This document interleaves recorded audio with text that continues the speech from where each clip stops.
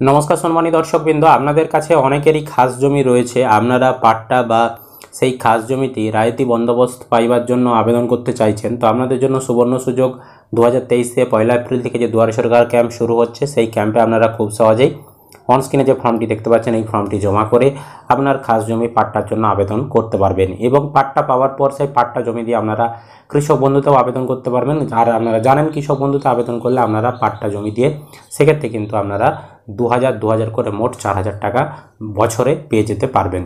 তো কীভাবে এই ফর্ম ফিল আপ করবেন, কী কী ডকুমেন্টস লাগবে, সমস্তটাই আপনারা জানতে পারবেন আজকের এই ভিডিও থেকে। ভিডিও ভালো লাগলে লাইক করবেন আর এই ধরনের লেটেস্ট আপডেট পেতে চ্যানেলটিকে সাবস্ক্রাইব করবেন। যারা ফেসবুক থেকে দেখছেন পেজটি ফলো করতে ভুলবেন না। দেখুন, ফর্মের উপরে লেখা রয়েছে পশ্চিমবঙ্গ ভূমি সংস্কার আইনের 41 ধারা মতে সরকারি খাস জমি রায়তি বন্দোবস্ত পাইবার আবেদনপত্র প্রতি ব্লক কৃষি ও ভূমি সংস্কার আধিকারিক। এখানে যেহেতু চন্দ্রকোনা 2 ব্লক ফর্ম প্রকাশ করেছে, তাই চন্দ্রকোনা 2 ব্লক লেখা রয়েছে। আপনার ক্ষেত্রে আপনার ব্লক আপনি লিখে দিবেন যদি না লেখা থাকে। তারপর এখানে আপনার থানার নাম লিখে দিবেন, জেলার নাম লিখে দিবেন, যেই দিনে আপনি ফর্মটা জমা করবেন সেই দিনের তারিখটা এই স্থানে লিখে দিবেন। মহাশয়, আমি সরকারি খাস জমি আমার অনুকূলে বন্দোবস্ত পাইবার জন্য আবেদন করিতেছি। আমার সমূহ বিবরণ নিম্নে দাখিল করিলাম। এখানে নাম, যিনি আবেদন করছেন তার নাম দিতে হবে, তার বাবা বা স্বামীর নাম এখানে দিতে হবে। আপনি বাংলায় ইংরেজি যে কোনো ভাষাতেই ফর্মটা ফিল আপ করতে পারেন।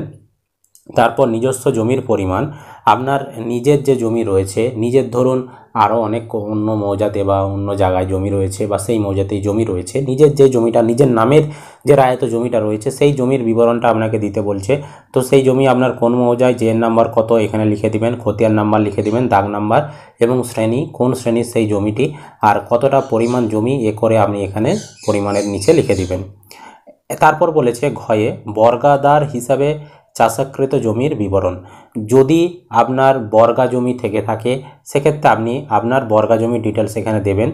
তো একইভাবে মৌজা জের নাম্বার লিখবেন, খতিয়ান নাম্বার লিখবেন, দাগ নাম্বার লিখবেন আর পরিমাণ কত সেটা লিখবেন।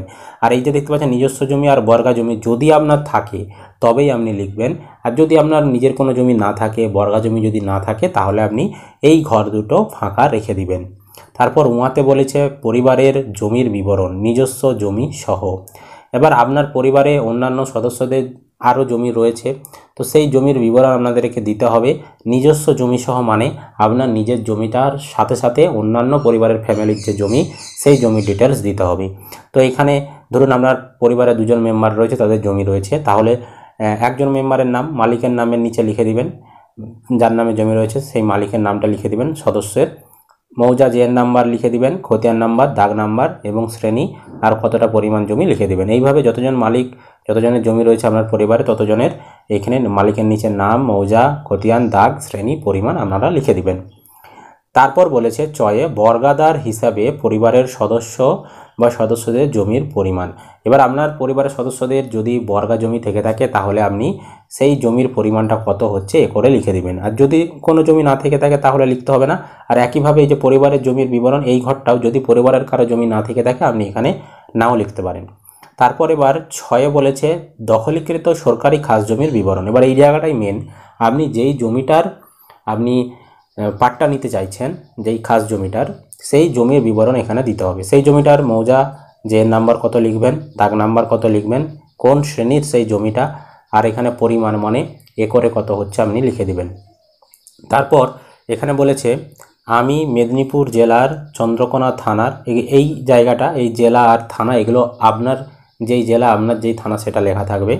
ড্যাশ মৌজার, আপনার মৌজার নাম লিখবেন, জের নাম্বার কত এখানে লিখবেন। এতএর অধিবাসী হইতেছি, খাস জমিটি আমার নামে বন্দোবস্ত পাইলে আমি নিজ হাতে চাষ করিব। আমি তপশিলিভুক্ত জাতি বা তপশিলিভুক্ত উপজাতি, যেটা হবেন তার উপরে ঠিক দেবেন। আমি তপশিলিভুক্ত জাতি বা তপশিলিভুক্ত উপজাতি নয়, তো আপনার ক্ষেত্রে যেটা হবে সেটা আপনি ঠিক দেবেন। তারপর এখানে আবেদনকারী স্বাক্ষর, যিনি আবেদন করছেন তাকে একটা সই করতে হবে। আর এখানে সাক্ষী হিসাবে আপনি এখানে কোনো একজনের সাক্ষী, আপনি এখানে তার নাম, তার ঠিকানা এবং একটা সই এখানে আপনি করিয়ে নেবেন।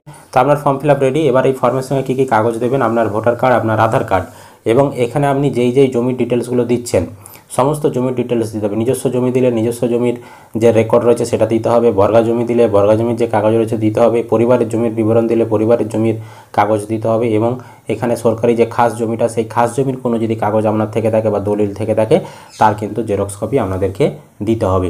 তো তো এই ডকুমেন্টস আর এই ফর্মটি আপনি অ্যাটাচ করে দুয়ারে সরকার ক্যাম্পে জমা করতে পারেন, বা আপনি সরাসরি আপনাদের যে ভূমি দপ্তর রয়েছে সেখানেও আপনারা জমা করতে পারেন। তবে দুয়ারে সরকার ক্যাম্পে জমা দিলে কাজটা তাড়াতাড়ি হয়ে যাবে, যেহেতু দুয়ারে সরকার ক্যাম্পে আলাদাভাবে এই সার্ভিসটি যুক্ত করা হয়েছে।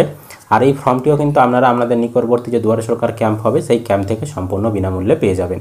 তো আপনাদের জমা করার পর সমস্ত কিছু ভেরিফিকেশন করবে, ভেরিফিকেশন করার পর যদি সরকারের মনে হয় আপনাদেরকে পাট্টা দেওয়া চলবে, তখন কিন্তু আপনাদেরকে পাট্টা দিয়ে দিবে।